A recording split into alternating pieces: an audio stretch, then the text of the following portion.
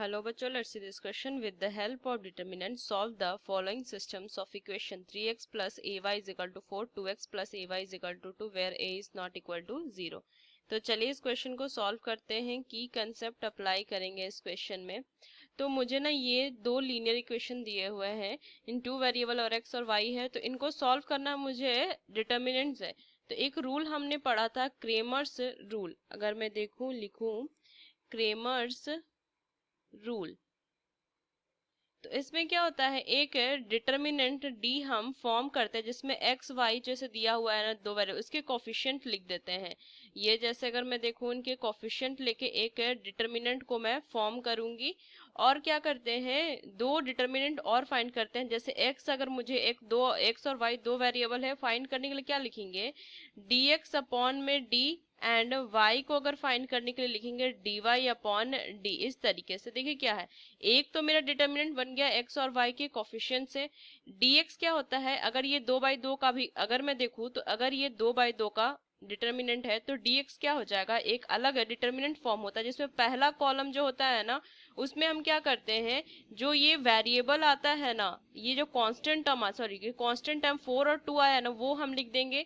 और वैसे ही dy में देखें तो सेकंड जो कॉलम होता है ना वो हम ये कांस्टेंट 4 और 2 को लिख के एक कॉलम बना देंगे। उसके बाद क्या करते हैं x और y की वैल्यू यहाँ पे फाइंड कर लेते हैं। जैसे यहाँ पे अगर ये कुछ है a b c d इस तरीके से कुछ इसके एलिमेंट है, तो सबसे पहले ना मैं क्या करती हूँ d फॉर्म करती हूँ एक डिटर्मिनेंट जिसमें मैं x y जो वेरिएबल उसके कोफिशिएंट रख दूंगी। तो 3a 2a ये है, तो इनका डिटर्मिनेंट d को सॉल्व करूँ सो 3a माइनस में कितना हो जाएगा 2a, सो a d की वैल्यू a आ गई। अगर मैं dx देखूं तो dx क्या हो जाएगा, पहला कॉलम जो हो जाएगा ना वो कांस्टेंट आ जाएगा, सो 2 4 2 और ये a आ जाएगा।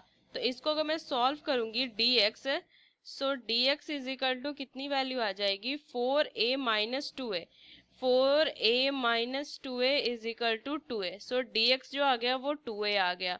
अगर मैं dy एक डिटर्मिनेंट फॉर्म करूँ तो फर्स्ट कॉलम तो सेम रहेगा एज इट इज, तो ये आ जाएगा 3 2 3 2 और ये तो 4 और 2 आ जाएगा। तो dy को अगर मैं सॉल्व करूँ तो 6 माइनस 8 है, so dy is equal to minus 2। अगर मुझे x फाइंड करना है तो dx अपॉन में d लिखेंगे, तो कितनी वैल्यू आ जाएगी dx आई 2a, तो 2a अपॉन में d कितनी आई है a, सो ये a, तो ये वैल्यू 2 आ जाएगी x की। y क्या आ जाएगा dy अपॉन में d, सो dy माइनस 2 अपॉन में a, तो y की वैल्यू जो आ जाएगी वो कितनी आ जाएगी माइनस टू अपॉन a आ जाएगी। सो ये x की वैल्यू 2 आ जाएगी और y की माइनस 2 अपॉन a, तो ये ना फाइनल आंसर आ जाएगा। So using this key concept we solve this question. Hope you understood well, best of luck, thank you.